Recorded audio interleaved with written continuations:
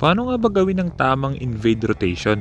Sa Mobile Legends Guide na to, pag-uusapan natin yung double invade rotation at kung ano yung mga dapat at hindi nyo dapat gawin kapag nag invade. Kasama na rin dito yung mga tama at maling desisyon na ginawa ko. Okay, let's go! Double kill!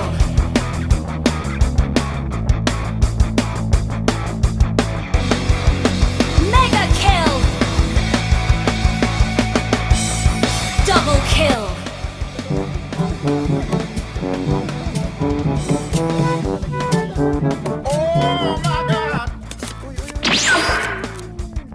Wala, pabalik ako. Kadabo! Babalikan kita. The last time ka. Ay, babalik ka, Joy.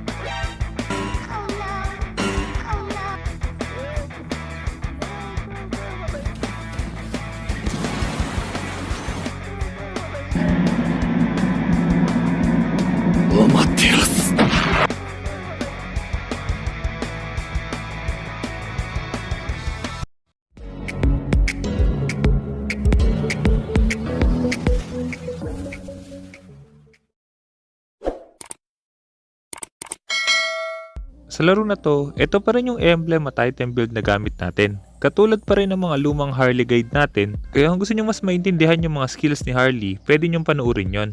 Magpo-focus tayo sa video na to sa rotation na gagawin namin. At dahil meron tayong Jawhead tank, kaya expected na natin na mag-i-invade yan sa red buff. Pwede natin gawin yung basic rotation, pagtapos natin mag blue buff, Lito, tas kunin natin yung mga jungle sa kabilang side.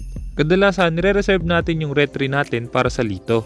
Kaya natin nire-reserve yung retry natin sa Lito ay kasi possible na maagaw yun ng kalaban. Pero sa sitwasyon na to, dahil mas mabilis tayo mag-jungle kaysa sa Nathan, tapos na-delay pa sila ng Jawhead at Parsa, kaya ibig sabihin, hindi na natin kailangan i-retry pa yung Lito. Kailangan natin i-maximize yung pag-i-invade na ginagawa ng kakampi natin.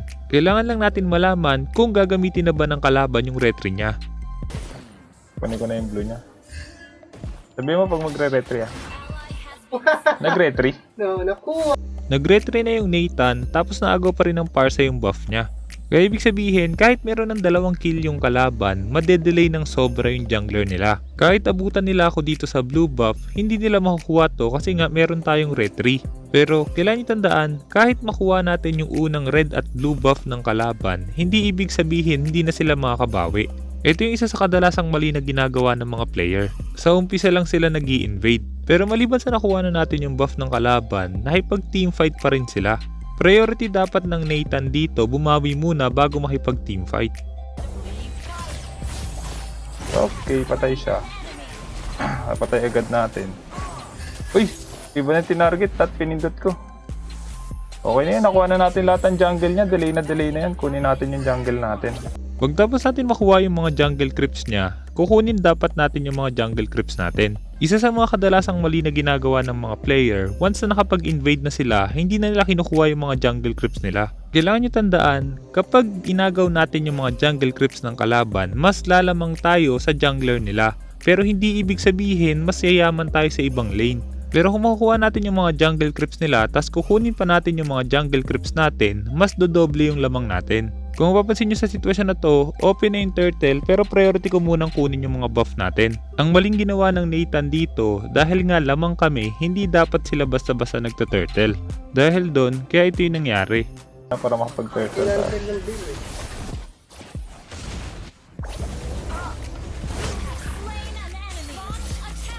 Kalahati yung bill. Patay na to.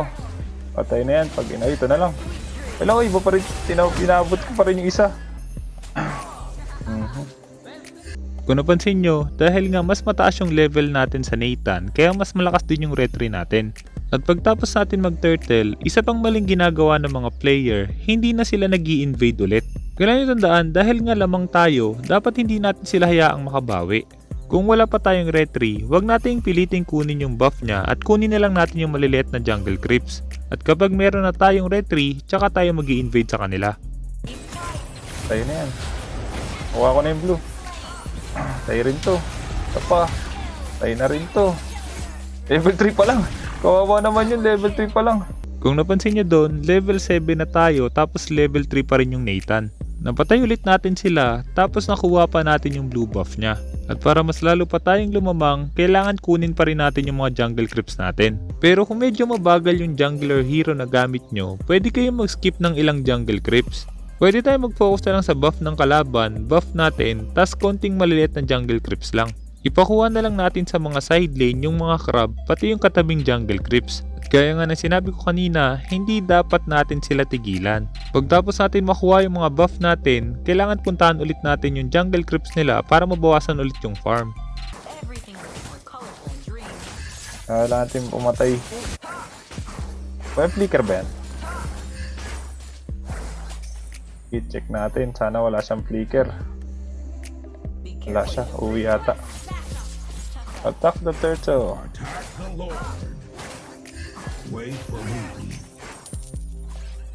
Nandito siya oh. Ayun oh. Nakita ko siya. Ito hindi ko alam kung may flicker eh. Hindi ko alam kung may flicker siya. Okay, patay. Wala siyang flicker pero tawag dito. Gusto ko muna ilagan yung skill niya bago natin siya patayin. Open na ulit yung turtle kaya dapat kunin na agad natin yan.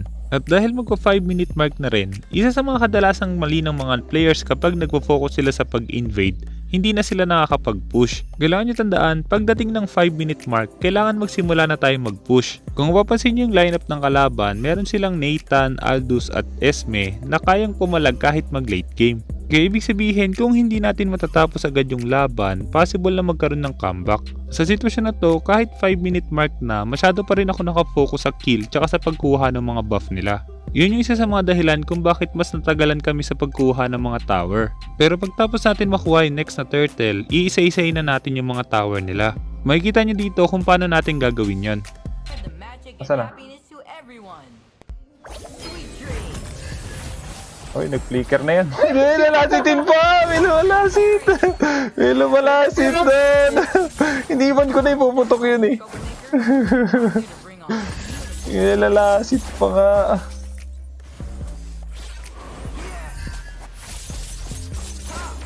Ang ito siyang ano, ang plate na lang ito. Hagis, hagis. Sino ba?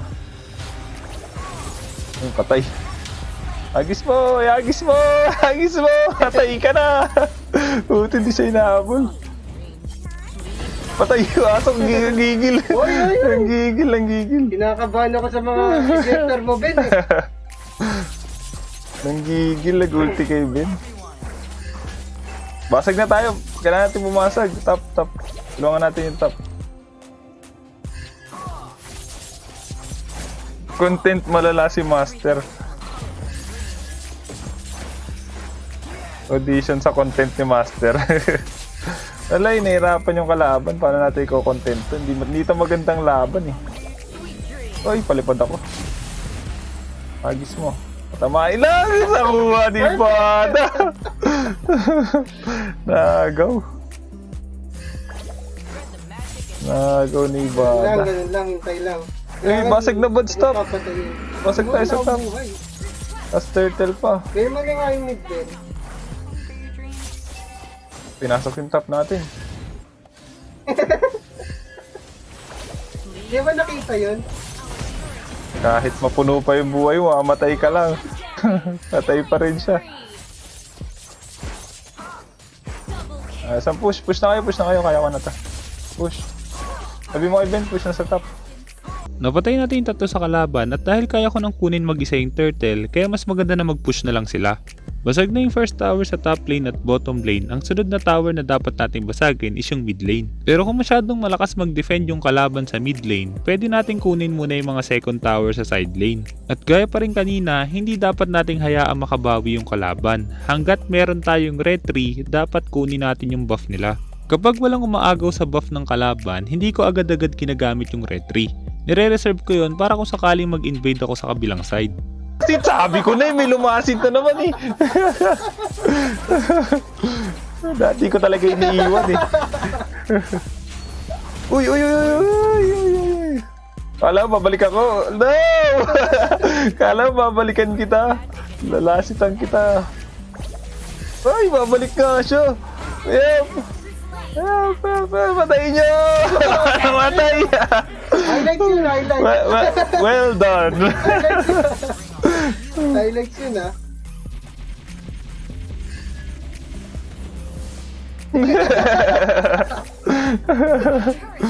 Push tayo, second tower. Kasag na yung baba. Nabasag na ng Freya yung second tower sa bottom lane, kaya kailangan na natin basagin yung first tower sa mid lane o kaya naman second tower sa top lane. At once na mag-up agad yung Lord, pwede na agad natin kunin yon kasi malaki yung lamang natin. Sabi mo kay Ben, counter pick sa Freya yun. Ako naman tulungan nyo! Pasok si Ben, oh. Nagalit. Basag. Doon ako nun, Basag. mag-agent armor kasi agad. Basag tayo sa top. Sino naka-radiant? Purify.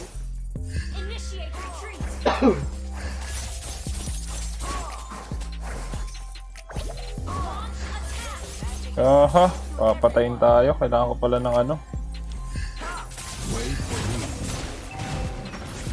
Wala kayong dalawa dyan. Atay ka na! Atay ka na! Atay ka na! Atay rin ako. Kailangan ko mag-transition. Eh, nilasitan sila ng ano. Ng bait. Hindi, kaya na nila. Mag-transition na tayo para sa Aldous. Nakuha na ng kakampi natin yung Lord, kaya ibig sabihin dapat makabasag tayo ng third tower. Hindi dapat natin sayangin yung Lord na nakuha natin kasi mahihirapan tayo sa late game.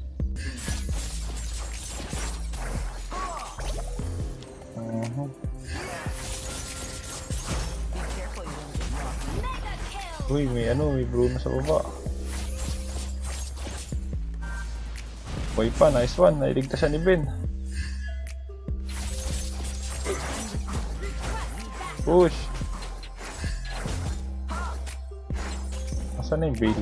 Ba't tumama? I'm out! Trick to fake it.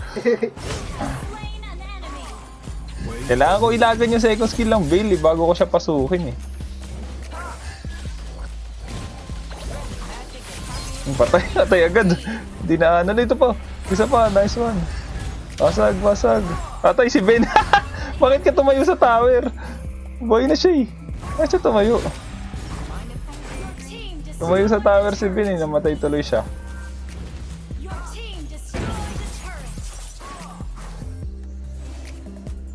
Ito na lang, pwede ka na. Patay ka pa rin. Alam ko, binalikan ako. Tranchon! Tumitipi Tumitipi ka. Hindi mo ako napatay. Tumitipi ka. Sabay tipi. Abay balik. Tinipian ako. Kala niya patay na ako. Ano nag-isa mo ko? Nag-arap ko. Grabe naman yun. Oh no, wala akong tawag dito. Wala akong tranchon.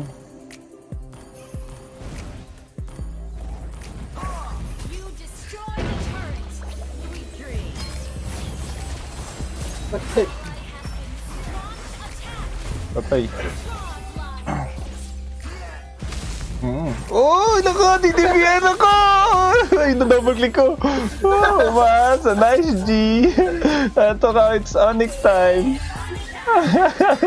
Hindi niya pa rin ako napatay. Kahit nagpanik ka. Na-double click ko nga Pinindot ko na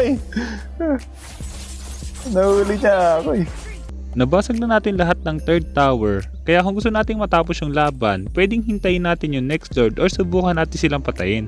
Dahil nga malaki yung lamang natin, ibig sabihin mas madali tayong makapitas. Buwanip para sa yung isa Kasama po na Oy! May lumalasit! Buti umiilag yung buff. Buti na lang marunong umiilag yung buff. Don't call me troublemaker. I'm here to bring on beautiful dreams. Tara Ben, gawa ka play. Sabi mo, gawa ka play. Sa gitna. Gawa ka play sa gitna. Sabi mo. Ayun, pumasok ko. Tayo na yan. Tayo agad. Ay, inultian yung Bruno. Ulti tumama. Ayun na, agis may isa. Patay na yan, agis. Tumagis patay. Boom! May lumalasi talaga ng parsa. Aray. Bakit? Tapos. Uy, mapapatay tayo. Kunat! Ang kunat naman nito. Triple kill bago Umabot. matapos.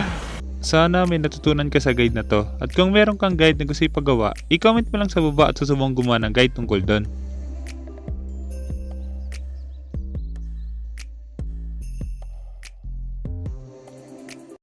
Kaya kung hindi ka pa nakasubscribe, hit mo na yung subscribe pati yung notification bell. Basta lagi mo lang tatandaan, kung gusto mo mag-improve, just master the basics. I'm out.